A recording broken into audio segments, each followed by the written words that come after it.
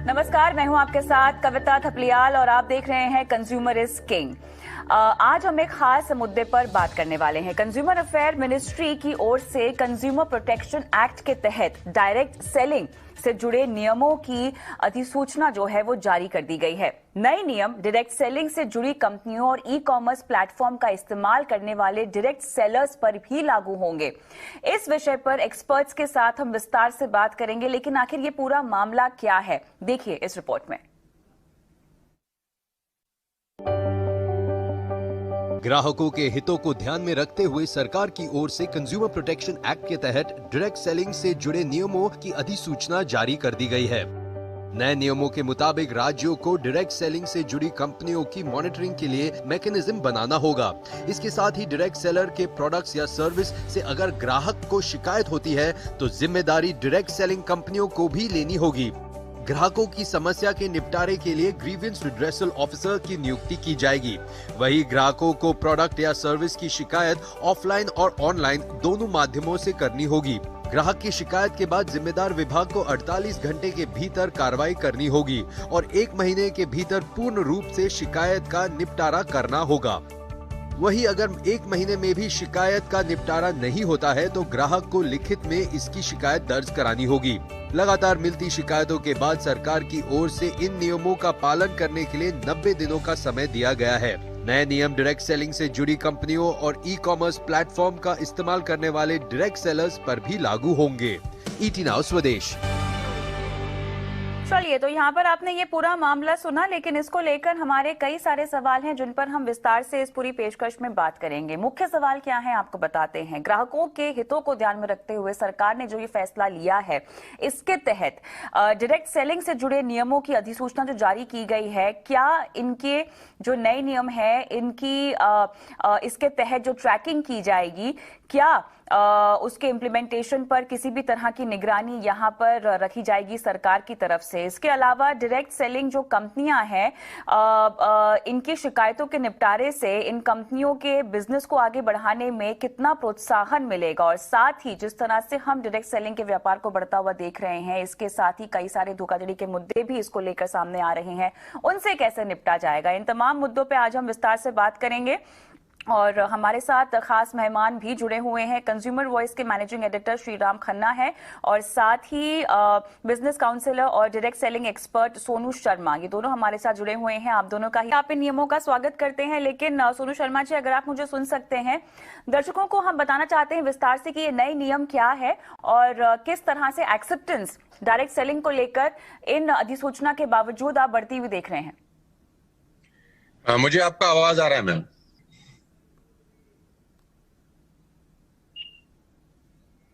Am I audible to all of you? जी, आपकी आवाज आ रही है हमें।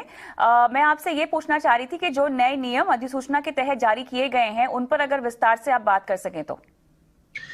ऑलरेडी ये पेंडिंग है, बहुत सालों से we all are waiting for that, और बहुत खुशी है मुझे आज, और ये सितंबर में भी इसका नोटिफिकेशन आया था और हम ड्यू था इसको, ये 1-2 महीने में आएगा ही आएगा।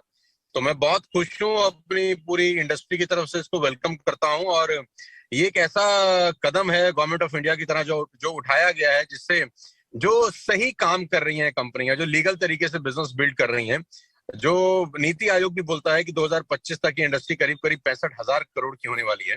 तो ये बहुत अच्छा कदम है। We all welcome this great step by government of India. और ये ऑलरेडी बहुत पेंडिंग था बहुत सारे सालों से, और ये नहीं होने की वजह से जो अच्छा व्यक्ति है, जो अच्छे तरीके से बिजनेस कर रहा है, जो अच्छी कंपनियां अच्छे तरीके से बिजनेस कर रही हैं, उनको भी बुरे लोगों के साथ ही एक ही टेबल पर रखकर एक आम आदमी देख रहा था।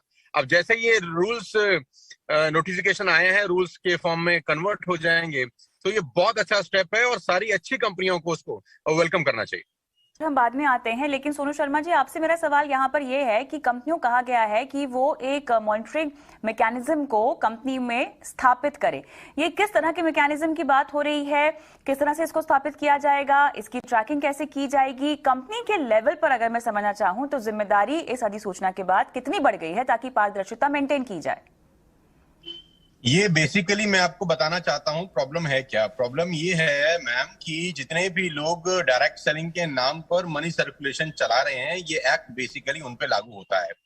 बहुत सारे लोग डायरेक्ट सेलिंग के नाम पर मनी सर्कुलेशन प्रोसेस चलाते हैं। 1 रुपए का जो प्रोडक्ट है उसका कॉस्ट, उसका एमआरपी, उसका रेट इतना ज्यादा डिमांड किया जाता है लोगों से और वही बीच का पैसा लोगों में रोटेट किया जाता है। प्रॉब्लम यहाँ से शुरू हुआ। दूसरा प्रॉब्लम सबसे बड़ा उसके अंदर यह है कि रिक्रूटमेंट बेस्ड जो इंसेंटिव दिए जाते हैं कंपनीज के द्वारा उसको रोका जाए। रिक्रूटमेंट बेस्ड रीबाइंग का प्रोसेस बहुत सारी कंपनीज में नहीं है, सिर्फ रिक्रूटमेंट बेस्ड पैसा दिया जा रहा है जो मनी सर्कुलेशन एक्ट के अंदर भी इलीगल है। तो अभी इस लॉ के क्या कहते हैं फ्लोर पे आ जाने से बहुत सारी कंपनियां जो सिर्फ और सिर्फ मनी सर्कुलेशन चला रही है नेटवर्क मार्केटिंग के नाम पर, उन सब पे शिकंजा कसा जाएगा और सही कंपनी जो काम कर रही हैं उनको बहुत अच्छा काम करने का मौका मिलेगा। अभी मैं इसमें एक बात और ऐड कर देना चाहता हूं कि जितनी भी कंपनीज पिछले 4 से 5 साल के अंदर रजिस्टर्ड हुई हैं उसमें बहुत सारी कंपनी ऐसी हैं जो सिर्फ और सिर्फ मनी सर्कुलेशन कर रही हैं डायरेक्ट सेलिंग के नाम पर, और इसकी वजह से कस्टमर का बेहद नुकसान हो रहा है और एक कस्टमर को भ्रम की स्थिति बनी रहती है कि इतना पाक साफ बिजनेस, इतना शानदार बिजनेस को वो एक शक की नजर से देखने आता है, क्योंकि 10 अच्छी कंपनी रहती हैं और उसमें से एक बेईमान निकल जाती है तो बाकी सब लोग 9 को भी बेकार तरीके से देखना शुरू कर देते हैं। तो ये बहुत स्वागत योग्य एफर्ट है और इसका जैसा कि सर बता रहे थे कि इसका इंतजार बहुत बहुत सारे सालों से था और we are very thankful to the government of India कि ये फ्लोर पर आ गया है फंड। तो सोनू शर्मा जी, ये जो बिजनेस है ये कितना बड़ा है? और आपने यहाँ पे जिक्र किया पिरामिड और मनी सर्कुलेशन स्कीम्स का, जो कि डायरेक्ट सेलिंग कंपनीज कुछ चला भी रही थी। अब इस अधिसूचना के बाद इस तरह की चीजों पर, इन तरह के मामलों पर किस हद तक रोक लगेगी? इंडस्ट्री के विस्तार को लेकर ये कितना बड़ा कदम है? अभी फिलहाल अगर हम देखें तो मार्केट कैप के लिहाज से इन कंपनीज का कितना प्रपोर्शन है और कितनी जरूरत थी इस तरह की अधिसूचना की, ताकि ग्राहकों को यह समझ में आए कि उनकी हितों का ख्याल रखने के लिए कोई ना कोई है, एक बॉडी है जो जिम्मेदारी लेती है और आप अपनी शिकायत भी उन तक पहुंचा सकते हैं। मैम, सबसे पहले तो मैं आपके दर्शकों को और सब लोगों को बताना चाहता हूं कि पूरे हिंदुस्तान में डायरेक्ट सेलिंग जो अच्छी कंपनी है, जो सही कंपनीज कर रही हैं, एकमात्र ऐसा बिजनेस है जिसमें 100% वाइट की ट्रांजैक्शन होती है। आपको जान के बहुत हैरानी होगी और कस्टमर को मैं बताना चाहूंगा, जितने भी कंज्यूमर्स हैं, कि जो सही कंपनीज हैं उसमें कोई भी बिलिंग, कोई भी प्रोडक्ट अगर सेल किया जाता है तो उसके ऊपर प्रॉपर बिल कटता है। आप कैश ट्रांजैक्शन नहीं कर सकते हैं, नंबर 1। नंबर 2, उसके ऊपर जीएसटी एप्लीकेबल होता है जो गवर्नमेंट ऑफ इंडिया को कंपनीज डिपॉजिट करती हैं पर मंथ। नंबर 3, आपको जो भी कमीशन आता है वो टीडीएस करके, टैक्स कट के ही आता है। ये एकमात्र ऐसा प्रोफेशन है पूरे हिंदुस्तान के अंदर जहां 100% ट्रांसपेरेंसी होती है और लीगल सिस्टम अपनाया जाता है। आज ये करीब करीब 15,000 से 20,000 करोड़ रुपए का इंडस्ट्री है। नीति आयोग का खुद का ये मानना है, केपीएमजी का खुद का ये रिपोर्ट है कि अगर ये इंडस्ट्री सही रही तो 2025 तक करीब करीब 65 से 70 हजार करोड़ रुपए की इंडस्ट्री है, जहां एक आम भारतीय को रोजगार मिलने की अपार संभावनाएं हैं। आज हिंदुस्तान में आपको पता है कोविड-19 के कारण बहुत सारे लोगों को नौकरी की समस्या है, अनएम्प्लॉयमेंट अपने चरम सीमा पर है। ये एकमात्र ऐसी इंडस्ट्री है जो लोगों को अनएम्प्लॉयमेंट से मुक्त, जो प्रॉब्लम फेस कर रहे हैं लोग बाग, उनको एम्प्लॉयमेंट प्रोवाइड करा सकती है बनस्पत। इस पे आज ये जो नोटिफिकेशन आया है ये ठीक तरीके से अगर लागू हो जाए, क्योंकि ठीक तरीके से लागू होना बहुत जरूरी है। कानून तो हिंदुस्तान में बहुत सारे हैं, अगर वो इम्प्लीमेंट ठीक तरीके से हो जाए तो मैं आपको बता सकता हूं कि 2025 में ये एकमात्र ऐसा उद्योग है जो बहुत सारे लोगों को, हजारों लाखों नहीं करोड़ों लोगों को एम्प्लॉयमेंट प्रोवाइड करा सकता है। बिल्कुल सही कहा आपने। जहां तक एम्प्लॉयमेंटेबिलिटी की बात है तो लगभग 7 मिलियन से ज्यादा लोग हैं जिनको रोजगार मिल रहा है इस इंडस्ट्री के जरिए, और उसमें भी खास बात यहाँ पर यह है, उल्लेखनीय बात यहाँ पर यह है कि 50% से ज्यादा तो इसमें महिलाएं हैं। जी सोनू जी। मैम, हम लोग जब इस नोटिफिकेशन के ऊपर चर्चा कर रहे थे बहुत साल से, I am in the industry from the last 20 years, हम लोग का डिमांड था कि कोई भी व्यक्ति डायरेक्ट सेलिंग कंपनी जब तक एक x amount government of India को डिपॉजिट नहीं करता खोल ही ना सके। हमारे बहुत सारे सजेशंस थे, बहुत सारे हम लोगों ने सुझाव सरकार को दिए, प्रीवियस गवर्नमेंट को भी दिए, और ये जो ये नया गवर्नमेंट है यहाँ पर भी बहुत सारी मीटिंग्स हुई। बैक टू बैक फिक्की के साथ हम लोग कोऑर्डिनेशन में थे, टच में थे कि एक लमसम अमाउंट भी as a security amount deposit कराए कोई भी कंपनी अगर अपना डायरेक्ट सेलिंग बिजनेस शुरू करना चाहती है। बिकॉज होता क्या है, 4 कंप्यूटर लगाए, 4 लोग बैठे और अपना डायरेक्ट सेलिंग बिजनेस शुरू कर लिया और डायरेक्ट सेलिंग के नाम पर कुछ भी ऊट पटांग बेचना शुरू कर दिया। वो प्रोडक्ट बेचने शुरू कर दिए जिसका रीबाइंग ही नहीं है, वो प्रोडक्ट जिसका क्वालिटी बहुत खराब है, वो प्रोडक्ट जिसका प्राइस इतना ज्यादा है कि एक आम आदमी की पहुंच से बहुत ज्यादा है। अब इस नोटिफिकेशन के द्वारा सर जो बता रहे थे खन्ना साहब, मैं बिल्कुल उनसे इत्तेफाक रखता हूं कि असली और नकली, जिसको कहते हैं दूध और दूध, दूध का दूध, पानी का पानी, ये हो जाएगा। और एक कंज्यूमर जो एक सयाना कंज्यूमर है, एक सया कस्टमर है, जो अपना करियर बनाना चाहता है इस फील्ड में, वो बिंदास होकर इस प्रोफेशन को ज्वाइन कर सकता है और अगले 4 से 5 साल के अंदर अपने सारे के सारे सपनों को पूरा कर सकता है। अच्छा, जिस शिकायत के निपटारे की हम बात कर रहे हैं सोनू जी, ये ग्रीवांस रेड्रेसल की पूरी प्रक्रिया क्या होगी? अगर मैं एक ग्राहक हूं जिसे अपनी शिकायत का निपटारा करवाना है या अपनी शिकायत पहुंचवानी है, तो ये पूरी प्रक्रिया क्या होगी? किस तरह से मुझे अप्रोच करना होगा और शिकायत का निपटारा कैसे होगा? मैम, उसके लिए पूरा नोटिफिकेशन एक बार पढ़ना बहुत जरूरी है, क्योंकि नया नया नोटिफिकेशन अभी पूरा पब्लिश हुआ है। उसमें क्या अमेंडमेंट किए गए हैं, क्योंकि सितंबर में भी ये नोटिफिकेशन आया था, 2014 से चल रहा है ये एक्चुअली प्रोसेस।